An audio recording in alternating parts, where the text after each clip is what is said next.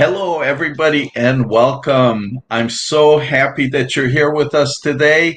Earth Day, very special presentation for you guys for today for Earth Day, and of course for everybody watching this as it will be recorded and available long term on YouTube. And perhaps you're out celebrating Earth Day, so you're watching this later in so many cases. But welcome. I'm so glad you're watching, whether it's live or recorded. I'm Peter Goldstein, founder of We Did It, and our mission is to inspire hopeful curiosity for people who are not yet plant-based, because our vision is for a healthy, happy, well-fed vegan world. So thank you and welcome. Please join us on YouTube. Subscribe to our YouTube channel. We're on podcasts also, and visit us on our website. We have our community is launching soon with all kinds of training and programs and events, and you'll love it. So let's together find better ways to inspire the world and to inspire especially our friends and loved ones who have been pushing away from us. Let's get them curious so that they too can live this lifestyle that benefits their health, benefits animal justice, benefits the climate healing, as well as feeding the world. So with that, I am so thrilled to have with me today Jimmy Videle, and he is a veganic grower. He's 25 years in farming, and he's telling me that they have just published standards for veganic growth. So they have an amazing organization and have leadership on this very, very important movement, because we need to grow healthy and vegan, and we need to look at the health of the soil. And there are some really great ways to farm, to garden, and that's what his mission is. So welcome, Jimmy, and I will bring you on screen now. There you are. Hello, Jimmy. Hello, everyone, and hello, Peter. How are you? Oh, I'm doing magnificent and getting better all the time. And yourself, I love your energy. So I know you're doing really well, and I love how you're changing the world for everybody. So thank you for all that. Well, thank you very much for having me. And really, I wanted to say thank you to We Did It for inviting me on this very special day. It's like you said, it's Earth Day 2023. But remember, everybody, when you're listening to this, Earth Day is not just today. Earth Day is absolutely every day. So we need to do everything that we can to protect this wonderful planet that we all collectively live on. Beautiful. So with that, I know you have an amazing presentation. So I would love for you to get right into it. And everybody, I want to invite you to post your questions. Afterwards, we'll get to answering your questions, and we'd love to have some conversation, feedback. And certainly, this is such an important thing, and it applies as we change from animal agriculture to plant-based agriculture, and making sure that we're all eating healthy and nutritious and organic. So, Jimmy, if you're ready, and if you have anything else you'd like to add before your presentation, um, feel free. And there's the presentation. It's ready for you to go. Excellent, Peter. Thank you. No, let's just jump on into it. So let's give it a shot. So what if we could heal our sacred lands so that all floral, faunal, and human beings on which we share our collective planet can thrive? What if we could end animal agriculture forever in our gardening and farming systems? What if it was not a question of if, but when? How about I tell you that the when is happening now? We know that eating a whole foods plant-based diet is one of the most important things we can do every single day. The solution, though, is not just to eat plant-based, but to grow our fruits, vegetables, herbs, nuts, and grains with a 100% veganic methods. So what is veganics? This is what we're all about. This is what we're here to talk about today. Veganic growing, homesteading, and farming is the cultivation of food and fiber crops with a minimal amount of exploitation to all animal and plant species. Veganic methods use no animal products or byproducts, such as blood meal, bone meal, manure, urea, fish meal, fish emulsion, or any other animal-originated matter, because the production of these products either harms animals specifically or is connected with the exploitation and subsequent suffering of those beings. Furthermore, while organic cultivation allows for the use of organopesticides and organic fungicides, and conventional cultivation uses all manner of chemical fertilizers, pesticides, and herbicides, veganics would not, as applying and spraying these toxins highly disrupts the native floral and faunal balance of the growing systems that we're so desperately trying to create. So in fact, veganic growing is the only way to ensure that we are breaking the chain of animal agriculture in our gardening and farming systems, all of which reveals our main philosophy, which is cultivating for the benefit of all beings. Our farm, my wife, Melanie Bernier, and I, La Ferme de l'Aube, or also called Farm of the First Light, is a living example of these methods. Established in 2014, is all about what is possible, growing veganically and productively for all beings.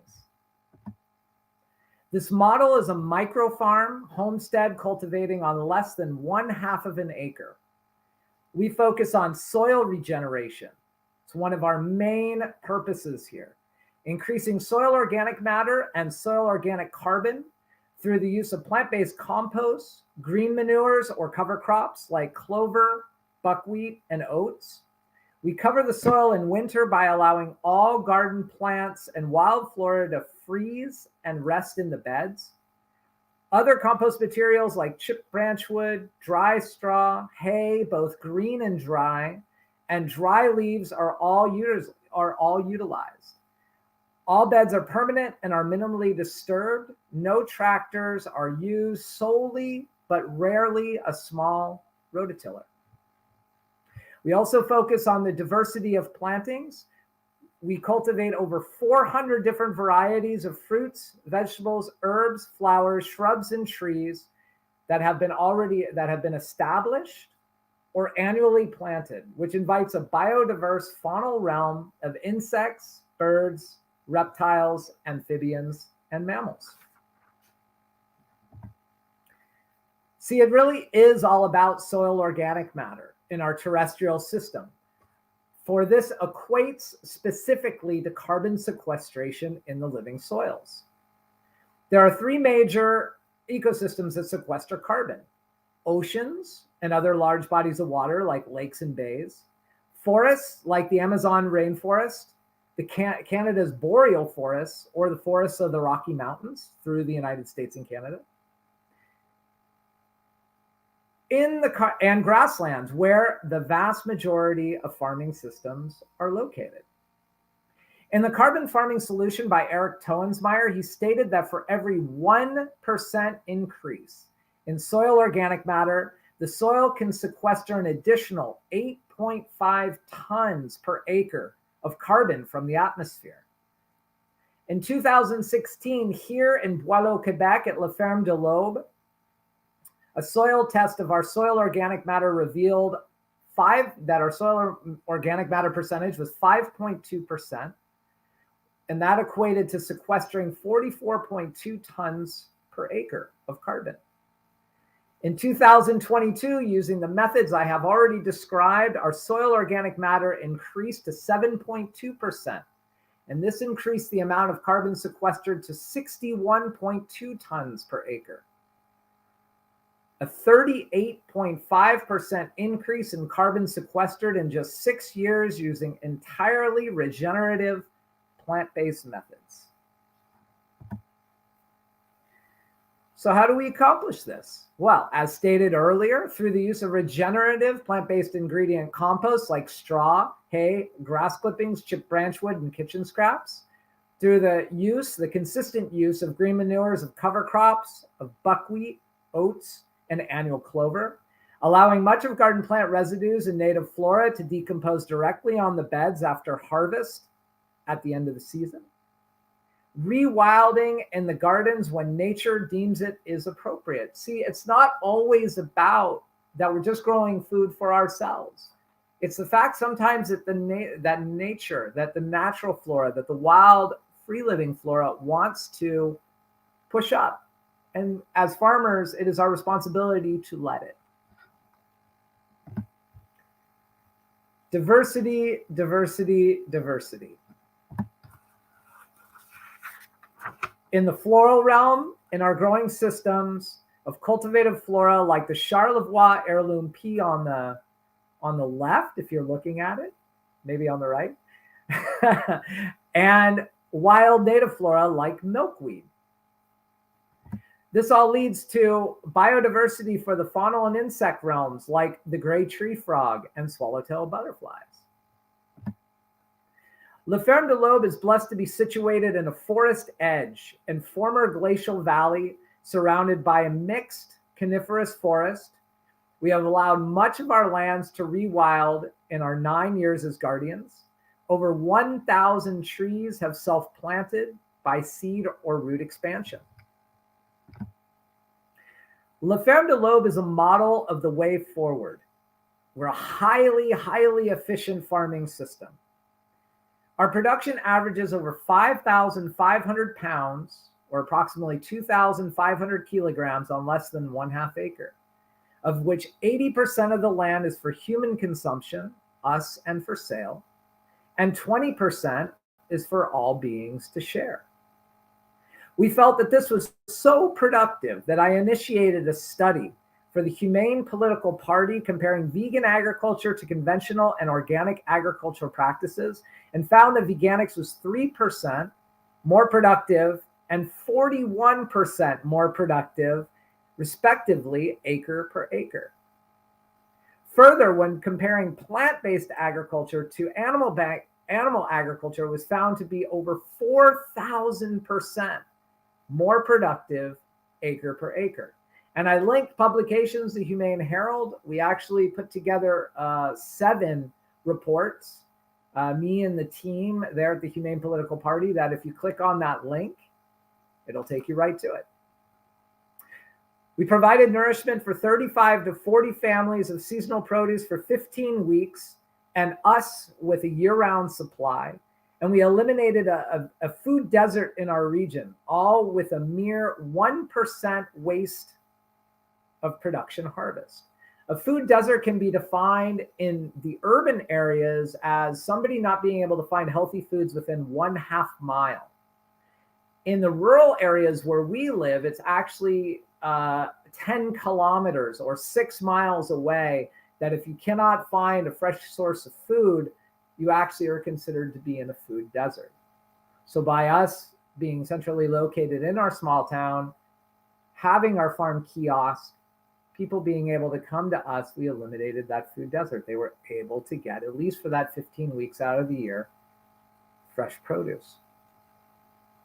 We're also an artisanal veganic seed company specializing in open pollinated and heirloom varieties. We're one of the only veganic seed companies in the world, being that our philosophy is to grow the plants up to flower and then to seed. It was very important that we did save those seeds so that we could continue the cycle. Growing over 350 varieties of fruits, vegetables, herbs, and flowers for human consumption, from artichokes to zucchini, but of course tomatoes. We're particularly fond of tomatoes. We grow over 50 different kinds of tomatoes here. Also chamomile, chives, strawberries, blueberries, haskap berries. Anybody who doesn't know haskap berries, they're kind of a elongated blueberry, kind of tart, but very, very tasty. They grow very well here. But more important than production yield accomplishments is that this farming and gardening model proves that our human species can produce food with the absolute least exploitation possible. Growing for all, so all earth creatures can thrive. In 2018, we initiated a bumblebee point count in which 80 individuals were observed. We did this because we wanted to obtain a better understanding of the wild living floral and faunal beings that inhabited here. We just don't know unless we have the data. So being that I am of science mind, I felt it was very important that I collected this data. In 2022, we counted bumblebees again, and that number grew to 182, a 228% increase. The biodiversity study resulted in, and I have to say that all indicators pointed to increases in all taxa in 2022, like the bumblebees.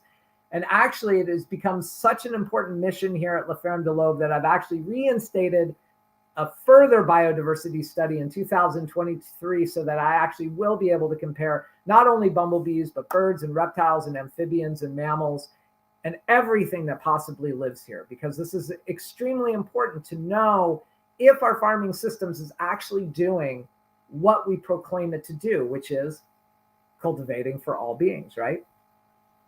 So 120 bird species were found on that 2018 biodiversity study, including the threatened species of Canada warbler and bobolink, with 50 breeding bird species on site, including the threatened eastern whippoorwill and wood thrush. 11 species of reptiles and amphibians bred here, including the threatened snapping turtle. 20 species of mammals, including the threatened eastern wolf, and 3 species of bats, which are just becoming more and more threatened due to our practices of spraying insecticides for mosquitoes, as well as in our agricultural fields. Over 100 species, different species of trees, shrubs, flowering plants, and grasses, plus 150 species of spiders, butterflies, bees, beetles, and other insects. But both of the last 2 categories, I have to say that the data was limited by my lack of scientific knowledge. I'm pretty good at being a naturalist, but I don't know everything that lives here. I'm learning more and more every day. So I'm hoping to be more concise in the 2023 biodiversity study. 25 endangered monarchs were counted on August 25th, 2022, the highest number ever recorded on the farm. Incidentally, in 2018, only 6 were recorded. This proves to us that our cultivated diversity and rewilding is improving the ecosystem for the residents and migrants that pass through here. Specifically for the monarchs, we made a concerted effort to let rewild vast milkweed patches, which is the monarch's necessary plant for their survival. It really all started as a seed or a seedling, an idea, a vision as what is possible. Growing our own food is never easy, as it is Mother Nature who ultimately dictates our yearly outcomes. So we thought about what was possible. And then when we put it all into practice, it didn't go easy or even all that well the first couple of years. But with diligence and patience and listening to what the Earth Mother has to say, we are able now to plant better, to plant wiser, to cultivate for the benefit of all the beings here, to increase the production that we want for human beings. And by doing that, it actually lets us rewild even more, which is what we're doing this year. We're actually cutting back the amount of planting space for human beings so that we could actually rewild even more. Because as it goes further along, yes, it is important that we create veganic farming practices and those vegetables and fruits and herbs for human beings. But it is almost more important that we create more space for the wild, free living creatures that live among all of our regions. And this can happen anywhere in the world. This isn't just here. Now, even though I have certain plants that grow here, obviously this is not the same plants that are going to be growing in, say, the continent of Africa or the continent of South America or in the tropics. But every region has their plants that want to rewild. Every region has their animals that want to come back. And by rewilding, as each region shows us to do, then we can bring it all back, region by region, country by country, continent by continent. During this remarkable journey, what we had envisioned has grown into this amazing reality. So really, it's not a difficult concept. The solution is really, really quite simple. For growing our own food, building regenerative soils, sequestering carbon, and diversifying our systems so all beings share in the bounty and thrive. Small scale, diversified, regional, veganic gardening and farming. So let's say you're new to all this. You say, oh, how can I do that? I've never had a garden before. I've never done this before. Well, we have answers for you. I have answers for you. This is the way that you can look at it. So how do you start a veganic garden, homestead, urban, or rural small farm? Interestingly, is that we actually follow all these same steps every year. Even though I've been growing my own food for 25 years, we all start the same. It all starts at the soil level. It all starts with the seeds. It all starts with the plants. It all grows up from there. So we all start from the very beginning. And at the end of every year, we become more experts than we were before. It's a continuous learning curve.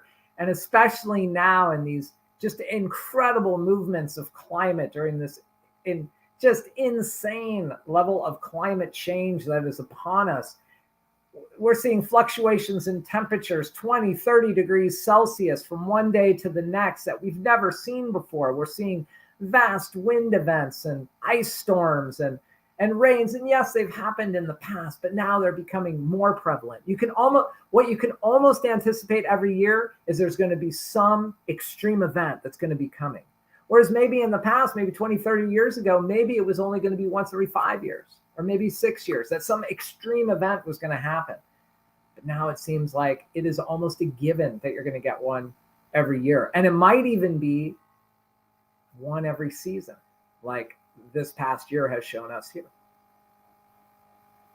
So how do you start your own veganic garden? Let's get back to that. So these 8 steps will guide you on the path. Site selection and allocated space, preferably done as soon as possible. Here, the snow just moved, just completely melted. So now we have a good understanding and we see exactly what's going on. We see where the water has collected. We see how the water runs off. If you live in drier regions, you see where, if it's windy, where the wind blows more, where it's a little bit more sheltered. These all come into the understanding of where you want to put your gardening site. You also want to know how much space that you have available to you.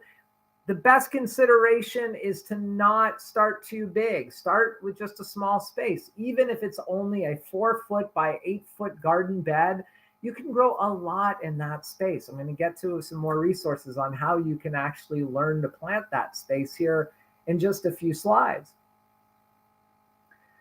But consider, as you're planting your gardens, consider how the land slopes. Does it slope down to the south? This is actually preferable because as the earth turns around the sun will heat up that southern slope faster than it will, say, a northern slope or a western slope. If it's a little bit eastern, it's okay too. If it's flat, it's okay too. But if it's sloping to the north, just know that it's going to stay colder, right? Because as the sun goes, the earth needs to tilt enough so the sun is higher in the sky so that it actually goes on that north slope. Consider the drainage also, like I had just mentioned before. How does the rain run off? You can also think about how that is going to line up your beds? Or do you want to terrace your landscape so the water will collect, or do you want to run it with the slope so the water will actually run downhill and catch in what are called green strips? Fruit, vegetable, herb, and flower crop planting. Number 2. Write down what you personally like to eat. How often do you like to eat salads? We love our salads. We love everything to do with greens at this time of year. It's something that we've been missing, having fresh greens. So we love to grow those salads, those mustard greens, arugula, bok choy, things like this. So if this is what you like, well, plan that into your plan. But how about other things like radishes and beans? Do you like green beans? Do you like to eat those every week? Consider also planting perennial herbs and flowers as well as the annual plants. And these would be things that come back every year. Things like chives, like chamomile that I had mentioned before, but even other medicinal herbs like lemon balm, which makes a wonderful tea or is really good for soup as a replacement for citronella, lemongrass. Not citronella. That's what people like to spray on themselves to let the mosquitoes go away. But lemongrass, it makes a great substitute in your soups for lemongrass.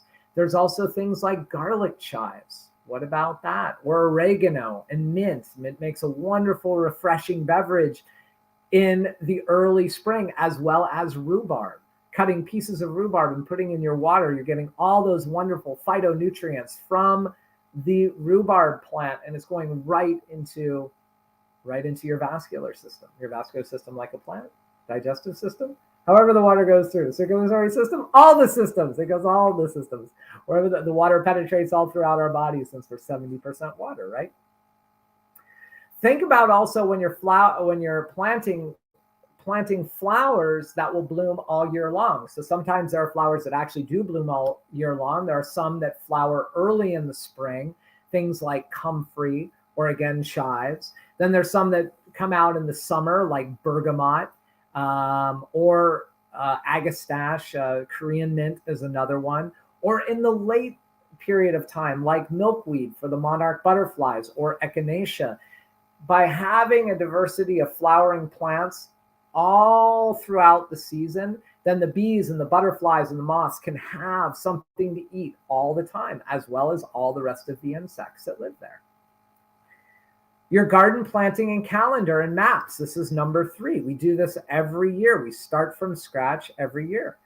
Once you have your ideas for planting, plot them on the map of your personal garden space. It is for sure you're going to have planned more than you actually have space for. But that's okay. You can either plant something when it's finished. You can go ahead and plant something else. Or it gives you the opportunity to understand that you really do need more space to grow what it is that you want to eat.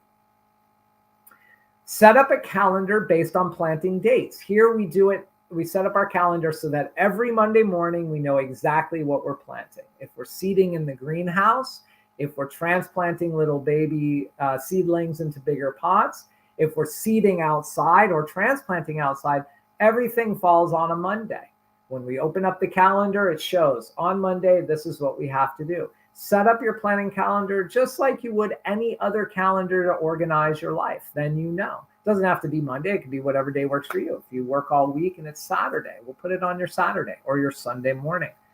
But by being organized, it actually will allow you to become a better gardener from year to year. On that note, also create what is called an activity or an observation log.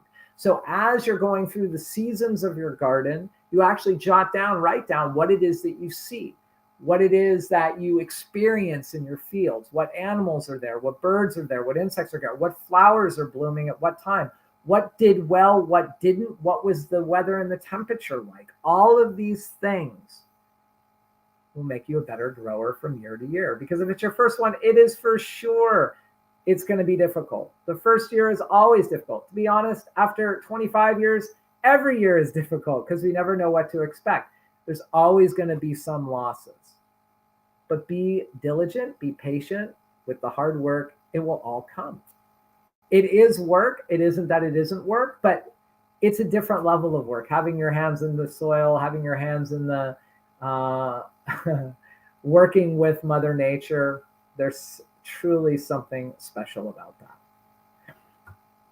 Procuring seeds. Number 4, where do you find your seeds? Seek out regional seed suppliers online and veganic seeds like us at La Ferme de l'Aube. And actually, until tomorrow, we have free delivery in Canada and in the US for all of our seeds. So if you want to order, our website is in French, so you will have to translate it yourself. But if you would like to order some seeds, it is there, lafermedelobe.com.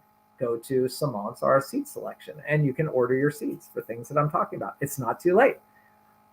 Seeds starting inside with veganic soils or purchasing seedlings. Now, the great thing is that veganic potting mixes can actually be readily found at most local nurseries. In my book, which I'm going to be talking about here in just a little bit, the Veganic Grower's Handbook, Cultivating Fruits, Vegetables, and Herbs from Urban Backyard to Rural Farmyard, I actually give a potting mix recipe, a veganic potting mix recipe that if you follow line by line with everything that you can procure from your nursery, with the exception of organic soybean meal, which you can find online throughout the United States. Canada, it's getting a little bit more difficult, but write me if you have that question and I can find you a replacement. I outline exactly what that potting mix is, and you can find all of this at your local nursery. It is a more technical process to start your seeds inside. Now is still time for up here in the north to be able to do so. We won't even plant our tomatoes until the first week of May. So if you are like us, you still have some time to figure out your system. But this can greatly enhance the amount of diversity that you have. And in my book also, I have a lot of information about starting your seeds. It is difficult, it is technical, but don't fear if for whatever reason you don't get there. You can go ahead and find seedlings pretty much anywhere at your local farmer's market, even at your local nursery, if you want to do that way. Plus, there are hundreds of varieties of plants that you can grow simply by putting the seeds in your garden soil. If you do want to grow your seedlings, the key considerations, and these are very important to be done without fail, give your little seedlings 10 to 12 hours of light, heat at 20 to 25 Celsius or 68 to 77 degrees Fahrenheit while the seedlings are growing. This will ensure success.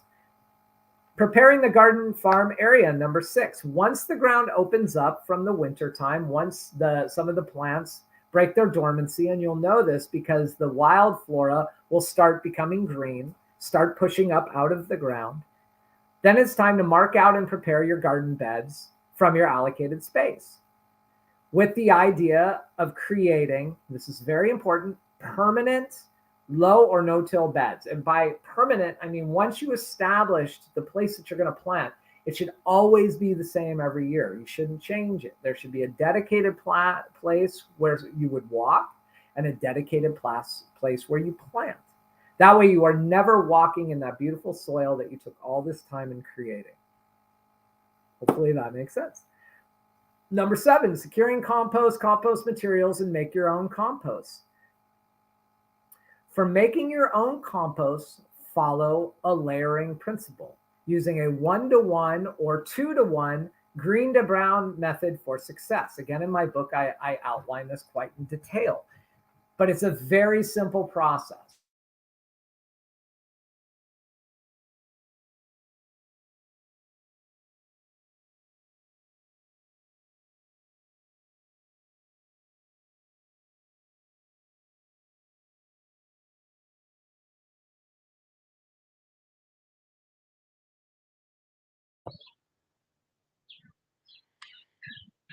Hello, everybody. It looks like Jimmy's broadcast froze for now. Hopefully, he will come back. There he is. And what this is going to do, this is going to be like the activator for your compost. This is going to bring in all those microorganisms that live in your region, and they're going to infuse into your compost, right? So you put that on and then you continue the process. Brown layer, green layer, dirt or soil, brown layer, green layer, soil. Once you create a nice pile, maybe 3 foot high, maybe 2 foot high, maybe 4 feet wide, depending on what kind of space you have. If you have an outside backyard, then you want to create kind of a volcano. You want to make a hole in the middle of the compost, and you want to pour water into the middle of the compost. And then you want to cover it with a used piece of plastic that you have around for about a month. If you do it in this way, it is going to start composting upon yourself. After 4 weeks, you might already, depending on the temperature outside, you might already have compost. It's pretty neat. You may have to turn it one time after that 4 weeks, kind of putting the top onto the bottom. But if you do it in this way, you will get usable compost. I've spent a lot of time trying to understand it. My travels from around the world, I've seen many different philosophies and models and bins and chambers that people were using. And what I found is just a pile on the ground itself, covered to protect all that carbon from releasing, actually traps everything in there, helps it decompose. Within a couple of months, you should have compost. It's a very, very cool process. If you don't have time to make it for yourself, you can go ahead and call landscape companies in your region or your nursery, and they might actually have some of the compost materials for you. Like I was talking about green hay, dried straw, chipped branch wood. So follow the calendar and get planting. Become self-reliant. This is one of the greatest things that we can do for ourselves, for our own food security, for our own independence. Plant a garden, plant it veganically, observe, learn, document your journey, and you will become a better grower, and you're going to give yourself your own personal food security and your own personal sustainability. So how do we envision a 100% plant-based agriculture future?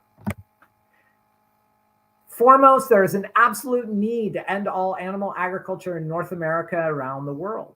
Science is proving that animal agriculture is responsible for increased greenhouse gas emissions in the atmosphere through CO2, methane, and NO2, desertification of lands, manure toxification of lands and waterways, species extinction through land use change, and deforestation of growing feed crops.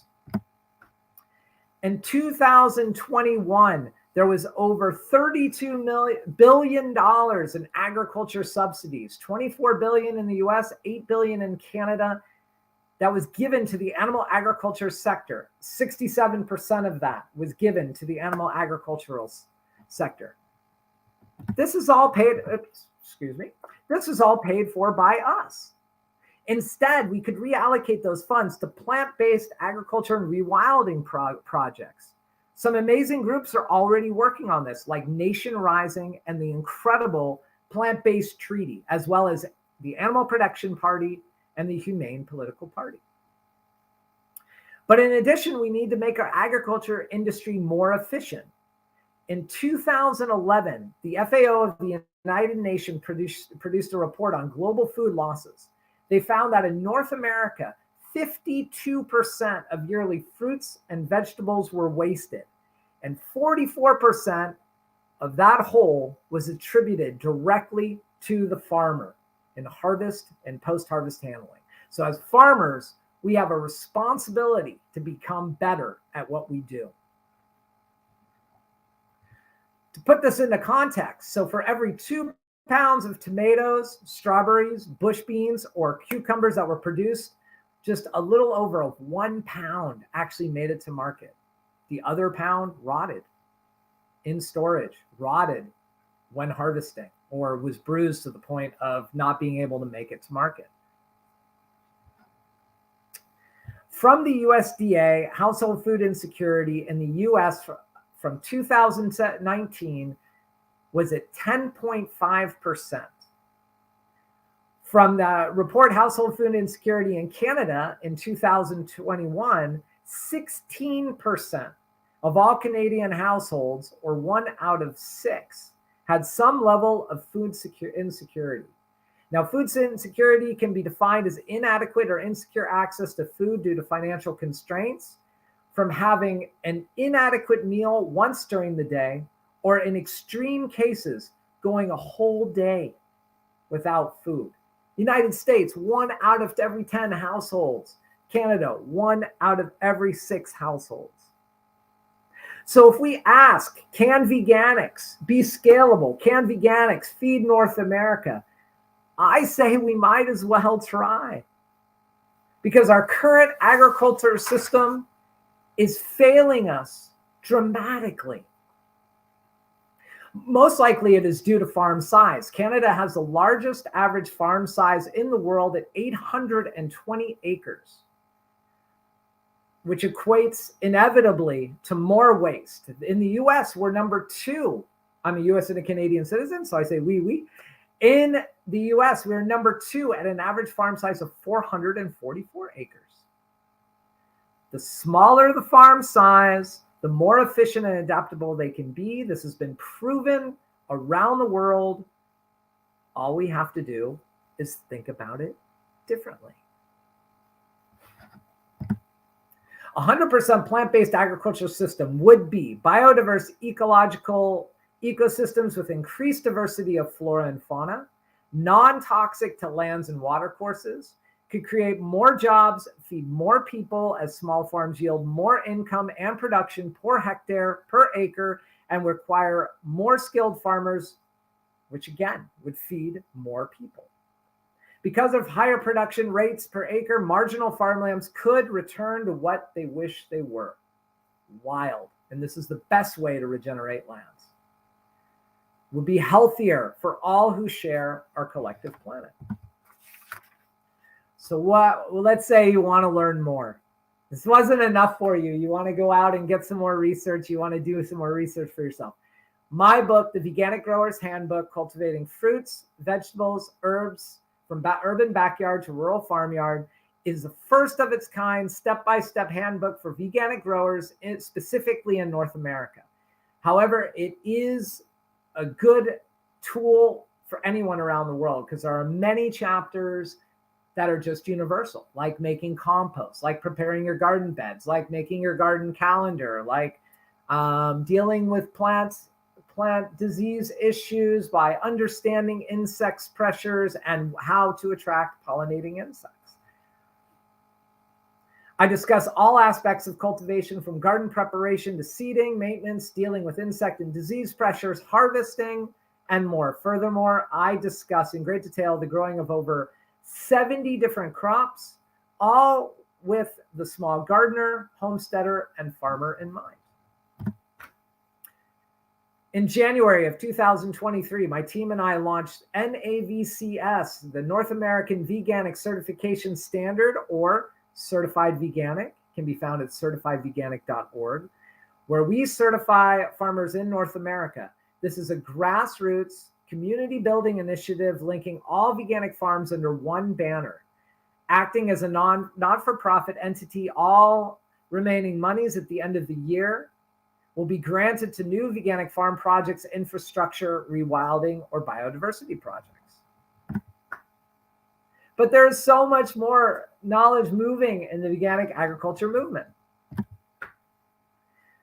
Jimmy Videle, Veganic Grower, is a monthly question and answer discussion program entitled The Veganic Growers Hour, where we discuss all aspects of the gardening and farming season as it is occurring. All past and present episodes available for free. As always, as YouTube will be there. And actually the next show will be this coming Thursday at 1:30 p.m. Eastern on April 27th. Publications, the Humane Herald. From 2017 to 2019, I worked as a volunteer researcher with the economic transition team of the Humane Party, where our mission was to envision a 100% transition to plant-based agricultural systems. We created 9 in-depth reports showing exactly how it could be possible, analyzing many areas like income, manure toxicity, comparisons per acre, and feed conversion ratios of animals raised for their food, for their meat, for their eggs, for their milk. The Veganic Agriculture Network, goveganic.net, is a movement in North America established here in Quebec by Stéphane Groslo and Megan Kelly to promote the production of fruits, vegetables, legumes, and cereals without the use of artificial substances nor the use of animal products. They promote sustainable, low-impact, plant-based farming and gardening. The online veganic gardening course, Learn Veganic, which just started, but you can still join for the next 6 weeks, is taught also by the same two amazing people, Stéphane Groslo and Megan Kelly, showing how to grow your own garden using sustainable veganic techniques. The Vegan Organic Network in the UK is an educational charity since 1996 and the only UK organization solely working for food grown in the veganic way. They have a bi-yearly magazine called Growing Green International, highlighting tools and techniques from around the world, which I have also been a contributor to since 2016. So the models exist. The resources are out there. It is simply time to change to a compassionate form of farming and gardening for all Earth's beings. Empower yourself. Create food security for you and your family by growing your own. Tap into the indigenous knowledge that is intrinsic in us all. And with that, my favorite part of these shows, questions, discussions. I love questions. So if anybody's out there, let's go. Well, that was an amazing presentation. Thank you so very much to learn here. We do have one question, or we have several questions, but the one on screen is, do you have links handy for the veganic certification? Yeah, so if you go to slide, I believe it was, getting back to slide 35, it should have a link directly, but if it doesn't, it's certifiedveganic.org, and you should be able to get right to it. Well, then, so tell everybody again, please, how we can get a hold of your slides. Or if, other than watching the replay here. Yeah, there you go. So this presentation, you should have the slides. But if you would like it specifically, you're welcome, Biota Farm. If you would like it specifically, you can always write me at veganicgrower@gmail.com. And I can actually send you the presentation. That'd be fine. And that way, then you can scroll through it as you would like. veganicgrower@gmail.com. I'm going to put that in the chat here, hoping to spell it right. And here it is. Did I spell that right? I think I did. Veganicgrower@gmail.com. Yeah, it can be all lowercase, though. Yes. Okay, but yeah. Yes, lowercase works also. Perfect. Well, excellent. We had a question from Rita. Rita's wondering what grow zone rating where you are.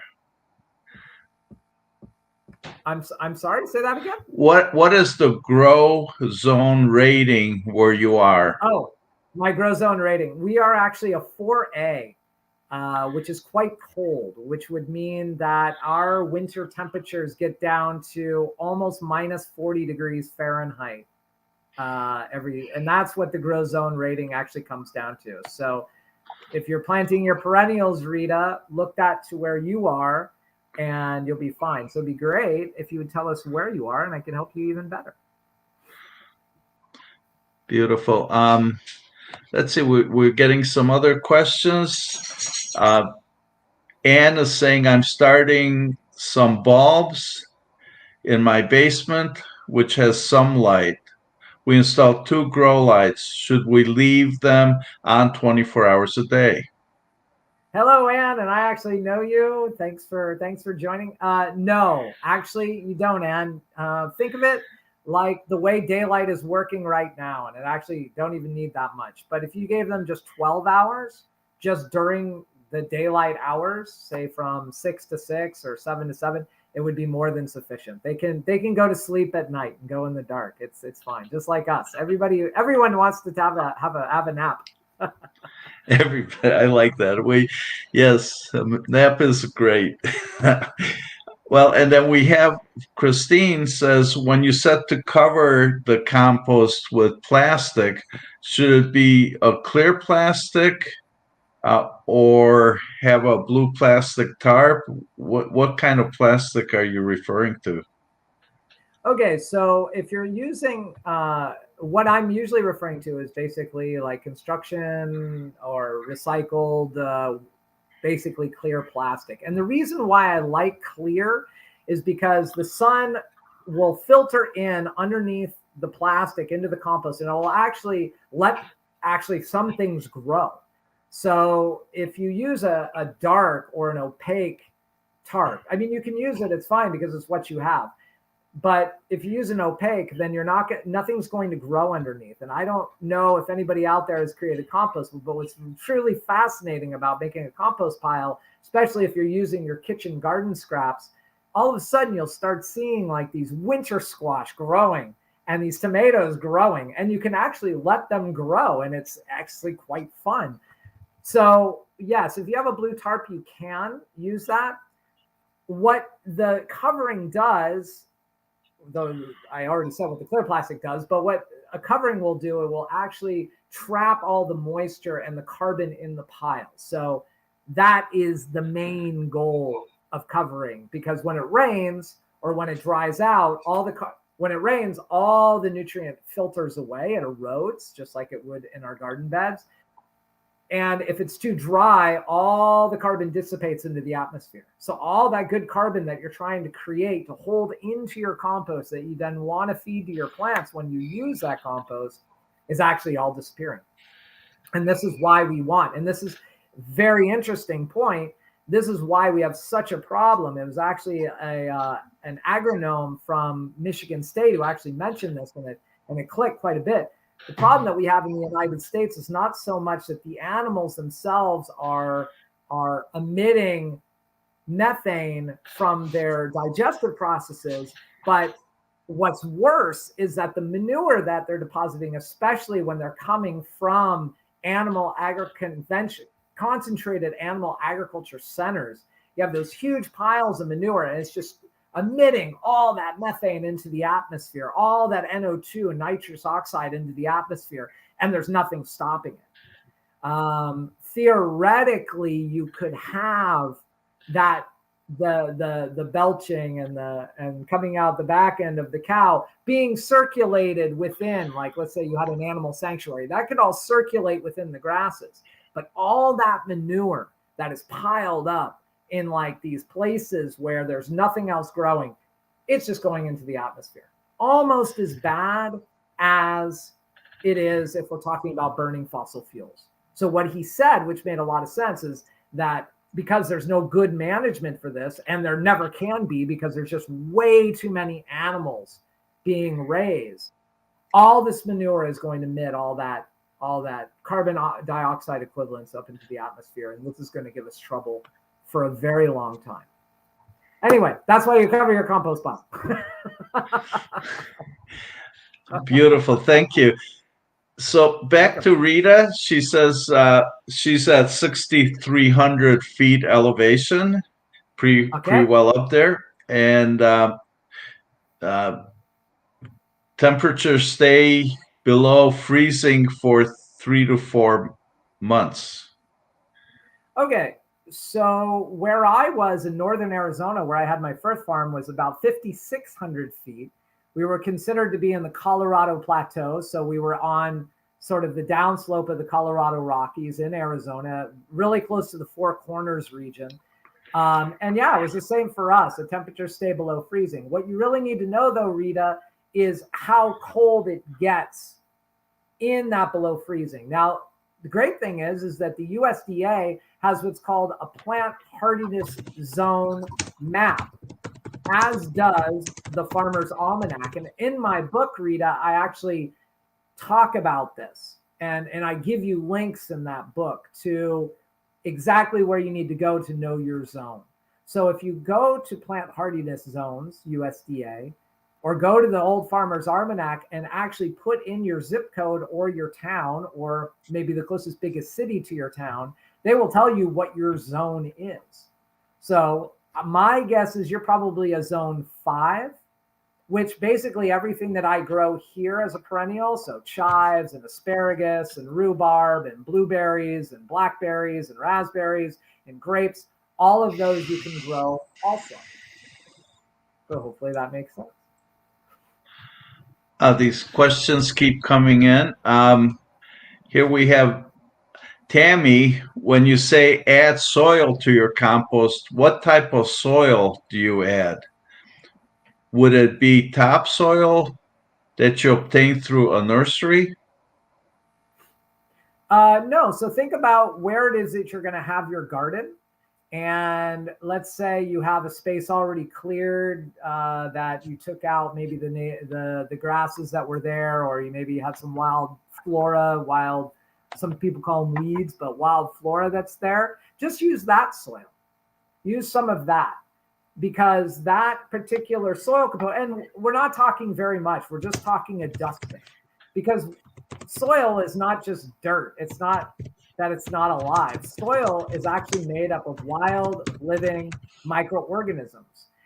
What you want in your compost is you want those microorganisms to start working with helping to break down that compost. Then, when you put that compost into your garden space, your gardening soil will already know, your garden soil, the place where you are regionally, will already know how to interact with that soil. Because what we've learned about microorganisms is they constantly change. There's microorganisms that live in the winter and the spring and the summer and the fall. So if you take, let's say you're making your compost now, and you take those microorganisms in the form of that soil, and you're sprinkling it on your compost, and in 2 months you're using that soil, well, it's basically the same microorganisms that are working. So when you put it into your garden, all those microorganisms will going to be understanding how to work with each other, and there'll be no competing. Everybody will just be living in harmony. Oh, beautiful. I think everybody's appreciating your conversation, your presentation, your answers. Rita says, thanks, Jimmy. And You're welcome, we Rita. all, yeah, we're also grateful for your presentation. I think Angela had a question that we missed somehow, and I still don't see it, Angela. I'm sorry about that. If you can type it, we still have a couple minutes. We'd be happy to address it. Vegan. Okay, so yeah, so Angela would like to know if there's an English translation to your website. Unfortunately not, but what you can do is through Google Translate, you can actually take the link for La Ferme de l'Aube and you can put it into the Google website translation page. And you can get all the information off there in English. But if you always want, I love answering questions, so you can always write me and ask me what anything means. Or even better, you can learn a second or third or fourth or fifth language and learn French, which is great. There you go. Well, great suggestion. What an amazing presentation, and I so love what you're saying. I love that we can get back the insects and nurture them. Those beautiful, and reclaim the land and return it to the way Mother Nature would like it to be. And what a better message to end with on Earth Day, that Mother Earth can have all this land back, and we can really benefit from all that she provides for us. Okay, yes. Here's a comment. Duolingo is great to learn a new language. Well, thank you for that. Yeah, and Biota Farm, I just saw one of your comments that you are actually a 6-year, 2-acre veganic farmer in Quebec. So growing garlic and black garlic. Cool. You should write me. And we should get connected. We have one of my other founding members is from also from Southern Quebec. His name's James McQuaig, and yeah, we should get to talking. It sounds great. Beautiful. So Biota Farm says that they already sent you an email. So perfect. Excellent. You're doing such amazing work, Jimmy, and thank you so much for all you do, and thank you so very much for being here with us. And I look forward to next time. I know that this is such a hot topic. Everybody to reclaim the land, anything from the farms that support us with food to the individual gardens that more and more people are growing all the time. It's all so wonderful and amazing. And thank you. And look forward to seeing so much more from you, Jimmy. And happy that you could join us. So, with that, everybody, thank you so very very much for being here. Please check us out on YouTube. Subscribe to the channel, and uh, we have podcasts now, also a podcast channel, and join our groups on Facebook. We want to bring everybody all the support that we can to help inspire friends and loved ones to help us thrive, to be healthier, and to take better care of the earth. Because I know that's so important to all of us. We're such passionate people, and we want to see a much better world for ourselves and our children and grandchildren and humanity. So, everybody, thank you so much. We'll see you next time. Thank you, and thanks, Jimmy. Bye bye. Thank you. Bye bye. Namaste, vegan.